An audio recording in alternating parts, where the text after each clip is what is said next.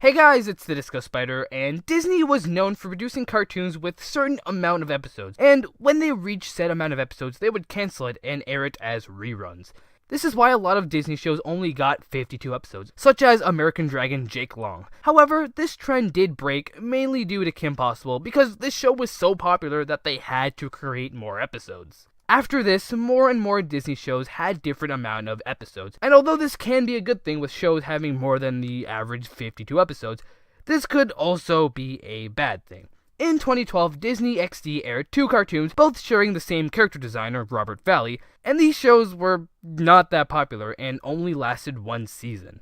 The one cartoon that I'll be talking about today will be Titmouse's own Motorcity. People may not remember Motorcity, being a Disney XD show back in 2012 and being overshadowed by the very so popular Phineas and Ferb and Fishhooks, if people could call that show popular. However, I remember watching this show 5 years ago and having mixed opinions on it. But now let's take a look at this forgotten Disney show and see if this was a diamond in the rough or as bad as Disney's shitcoms in this new decade. The show is about 5 burners, as they are called, who are this rebellious group who live under Detroit, a new Detroit that was taken over by this dictator named Kane and remodeled into a futuristic setting. These burners now have to try to take down Kane and try not to be destroyed by his henchmen. Okay, I want to get this out of the way. Why do the burners want to defeat Kane? I mean, I understand that they're rebelling against him and that he's trying to destroy them and their homes, but besides that, they don't have much reasons. The city that Kane runs seem to be fine.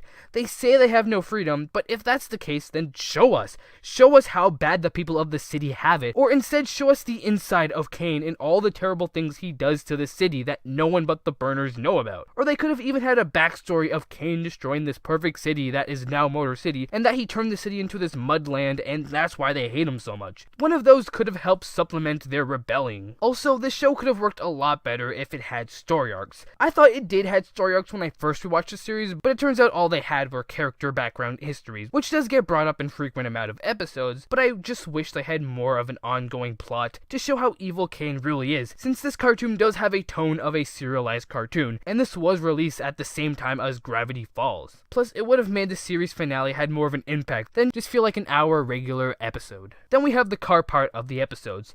I really like how this show doesn't feature much of the cars. They are plot points for a few episodes, but not that much, which is good for someone like me who is not a fan of cars and would have been bored if that's all that this series would have been about.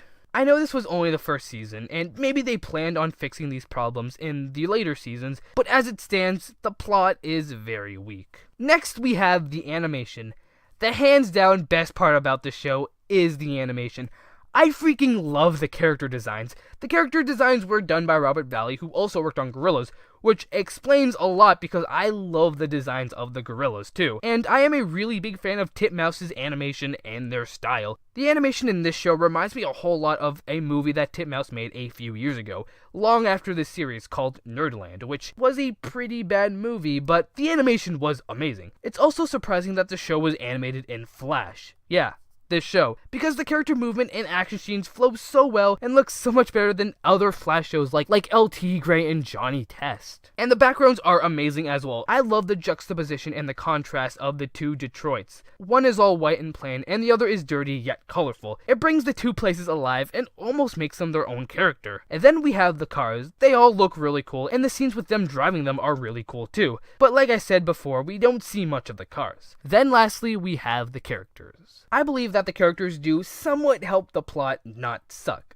Kinda. Yeah, each of the characters are stereotypical. The leader who used to be on the other side, the coward best friend, the girl who is related to the bad guy, the artist, the dumb yet strong one, and the evil dictator. However, most of these characters do get some sort of development, or they unveil a part of their past that we start to like them more. The best example of this is Dutch. He starts off as a character that is barely on the show, but is always there on the team. But throughout the series, we get to learn a lot about him. How he used to live in Detroit Deluxe, but because he couldn't do his art there, he had to move to Motor City. We also see Dutch have a complicated relationship with his brother who he abandoned, and also see him have romantic feelings for some girl. We also have the background and history of Mike, who used to be Kane's right-hand man, but now is his mortal enemy, and Julie, who is secretly the daughter of Kane. I like how these characters have a connection to Kane, and it makes sense why Mike is so rebellious, although the hating and wanting to destroy Kane part felt a little too much. The only character that I don't like is Texas, since he does play the idiot, and I hate that type of character, but he does actually play the idiot part fine, by being a person that is not dumb, but just lives in his own world. However, he does make stupid and unfunny jokes that do get annoying. But as a team, I do say these characters do work well together. Their relationship is fun and believable, and always fun to see them together during their dangerous shenanigans. And funny enough, I actually believe the relationship between Mike and Julie.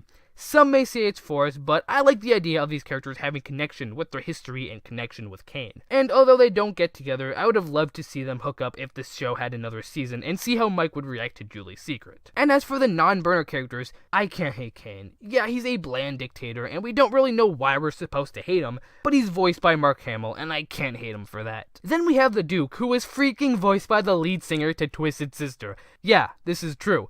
I love the Duke. He has such a great presence, and I like how he seemed like he was going to be a one-shot character, only gonna appear in one episode, but then frequently appeared. He is by far my favorite character, and another reason why I want more episodes of this show. Then we have the random groups that the burners have to face. They're pretty cool, always having cool designs, and although not memorable, still being fun for that episode. And that really sums up the characters and the whole show in general. It's a fun show. Sure, it may not be that deep for an action show, but it offers a ton of fun with locations and characters and animation, and that's really all I can hope for a show like this. Sure, it would have been cool to see a second season and see them expand on the show, but for the 20 episodes we got, they're a lot of fun. I would recommend Motorcity. It may not be the best Disney show or even the best action show, but it sure is underrated and way better than half the shows that Disney decided to make after Motorcity. I would love to see a Motorcity revival, since I heard that Titmouse was in talks about that a few years ago, but I doubt it'll ever happen. Maybe if the show gets popular we can see more episodes, but that's unlikely. However, I would add this to the list of cartoons that I would love to see get another season or a reboot.